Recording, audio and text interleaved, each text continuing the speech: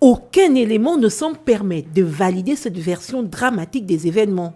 Au contraire, tout indique que la gestion de la situation de l'ex-chef de l'État, de son épouse Sylvia Bongo et de leur fils Noureddine Bongo Valentin s'est déroulée dans le strict respect des procédures légales et des droits humains. Pour rappel, dès le renversement du pouvoir le 30 août 2023, les nouvelles autorités de la transition avaient affiché leur volonté de faire toute la lumière sur les détournements massifs, les abus de pouvoir et la corruption systématique ayant marqué les dernières années du régime Bongo. Ali Bongo lui-même n'a à aucun moment été séquestré.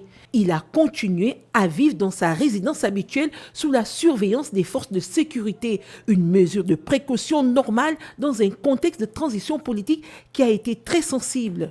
Il a d'ailleurs reçu à plusieurs reprises la visite des médecins, d'autorités religieuses, de membres de sa famille biologique et de politiques et même de diplomates étrangers tels que l'Union africaine et Touadéra, pour ne citer que cela.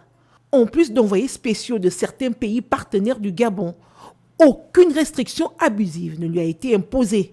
J'ai eu l'occasion aussi que le président m'a autorisé de rendre visite au président Ali Bongo Ondimba, qu'on avait une longue discussion, il se porte bien et on a parlé longuement. Je lui ai posé la question s'il a des médecins et tout, qui m'a dit oui. Donc vraiment, je remercie le président parce que c'est une question humanitaire. Ça, c'est une question humanitaire. C'est un fils de Gabon. Les choses ont changé. Premièrement, je suis ravie d'avoir eu l'opportunité de m'adresser à son Excellence, le président Ali Bongo, de vérifier de moi-même qu'il va bien. Peut-on alors parler de séquestration dans ces conditions, à moins de vouloir délibérément manipuler l'opinion?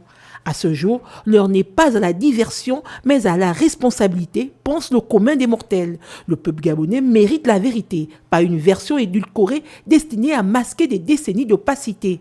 La transition gabonaise, avant la Ve République aujourd'hui, s'est engagée dans une voie de justice, de réforme et de restauration des institutions. Les anciennes figures du régime doivent avoir le courage de répondre de leurs actes devant la justice et non de s'inventer des statuts de martyrs.